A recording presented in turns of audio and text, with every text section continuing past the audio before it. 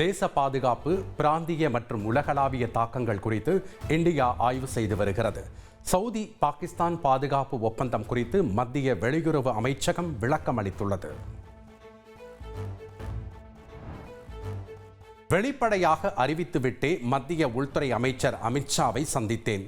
முகத்தை மறைக்க எனக்கு எள்ளளவும் அவசியமில்லை என முதலமைச்சர் ஸ்டாலினுக்கு எதிர்க்கட்சி தலைவர் எடப்பாடி பழனிசாமி பதிலளித்துள்ளார். தன்னை பற்றி திட்டமிட்டே பொதுவெளியில் அவதூறு பரப்புவது ஒரு முதலமைச்சருக்கு அழகல்ல என எடப்பாடி பழனிசாமி தெரிவித்தார். முன்பு செந்தில் பாலாஜியை கடுமையாக விமர்சித்த முதல்வர் தற்போது புகழ்ந்து பேசுவதாக வீடியோ வெளியிட்டு குற்றம் சாட்டினார். அதிமுக சிறப்பு தீர்மானத்தின்படி செங்கோட்டையன் மீது நடவடிக்கை எடுக்கப்பட்டுள்ளதாக எடப்பாடி பழனிசாமி தெளிவுபடுத்தினார்.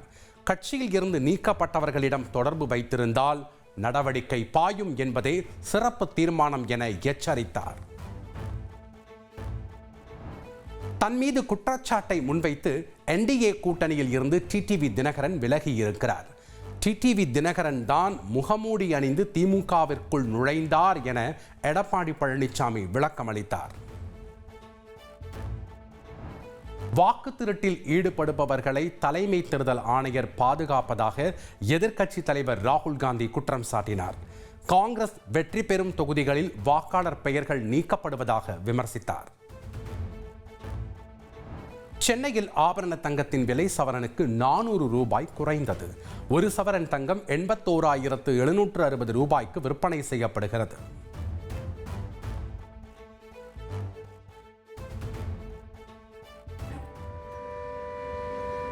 வைகை அணையில் இருந்து வினாடிக்கு 1130 கன அடி நீரை அமைச்சர் மூர்த்தி திறந்து வைத்தார்.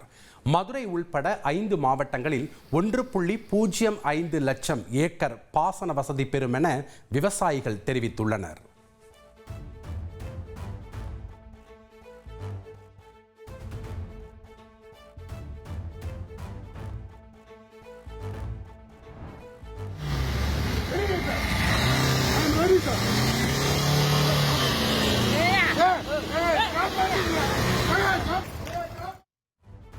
நெல்லையில் எஸ்ஐ ஓட்டி வந்த கார் பைக் மீது மோதி விபத்திற்குள்ளானதில் பைக் உரிமையாளர் எஸ்எஸ்ஐ இடையே வாக்குவாதம் ஏற்பட்டது.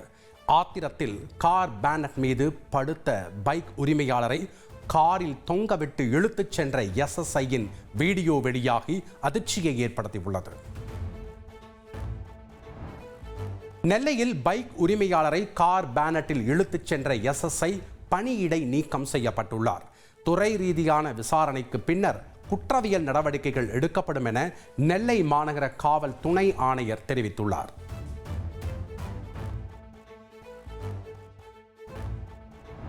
சென்னை சைதாப்பேட்டையில் உள்ள தொழிலதிபர் வீட்டில் அமலாக்கத்துறை சோதனை. சிஆர்பிஎஃப் வீரர்கள் பாதுகாப்புடன் 5க்கும் மேற்பட்ட இடங்களில் ரெய்டு நடைபெறுகிறது.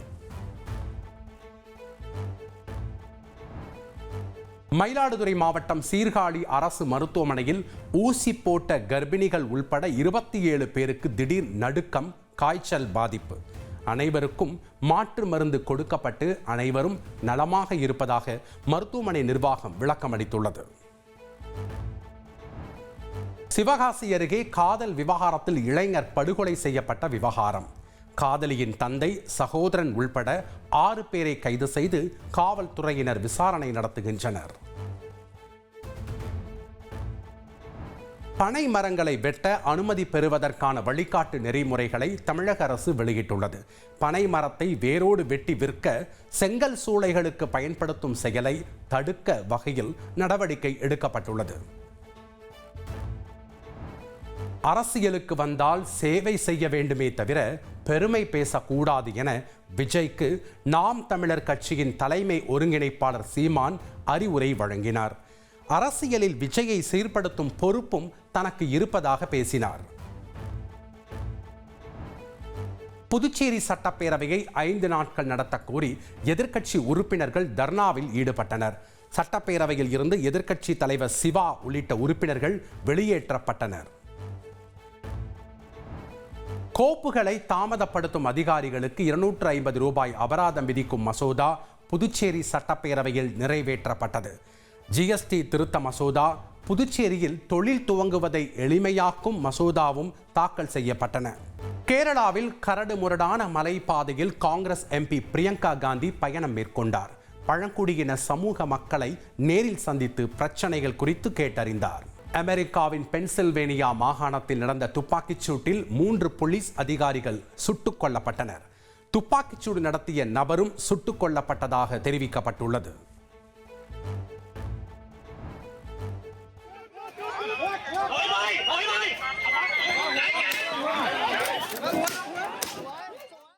கம்போடியாவில் சர்ச்சைக்குரிய எல்லை பகுதியில் போராட்டத்தில் ஈடுபட்ட மக்கள் மீது தாய்லாந்து போலீசார் தாக்குதல் நடத்தினர். 23 பேர் காயமடைந்திருப்பதாக கம்போடியா தகவல் அமைச்சகம் தெரிவித்துள்ளது.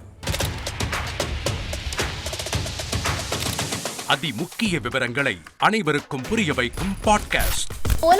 தவிர்க்க முடியாத முதல் மக்கள் வளைகுடா நாடுகள் பிரான்சிஸுக்கு பிரியா சம்பவங்களை தேடி களத்திற்கே உங்களை அழைத்து செல்லும் ஸ்பாட்லைட்.